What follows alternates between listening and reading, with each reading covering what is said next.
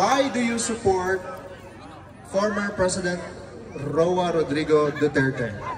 I support Tatay Digong kay si Tatay Digong ra ang nagpang-feel sa mo safe during his term. Like literal, gabi mo gross ko alaula, alas 12. Totally no?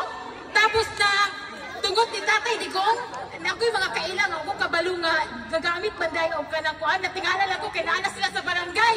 Gamit ko sa ma'am. Ano sa gigamit? Pwede ingon? Dili daw.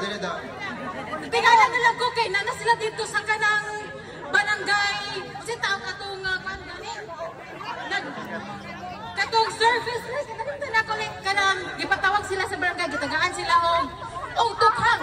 Tungod ato nagbago jud sila. Na ako'y personal nga nakaila. And then karon nagbagong buhay na jud. Name drop daw. Ngano mo gawas man pagka alaunag alas 2? Kay oy pag alas Sabado o kanang hoy sa Pilipinas uso pa ang disco, di ba? Man-disco ta! Budot! Okay, pangalan? Ako si Raquel Ibres ng Bukidnon! Alright! Bigyan na... Gel.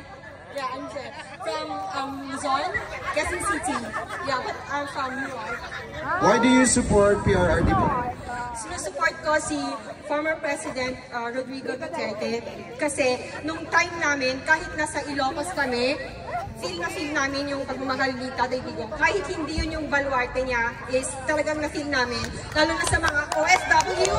Yes, we feel safe and then yung mga, nabawasan yung mga krimen sa amin. Lalo na sa Quezon City, kaya love na talaga namin si Tatay Digong. Kahit na dual citizen ako, kahit na dual passport holder, talagang Filipino talaga ako, kumuha ko ng dual citizenship dahil talagang sinusuportahan ko si Tatay Digong. Tatay Digong all the way!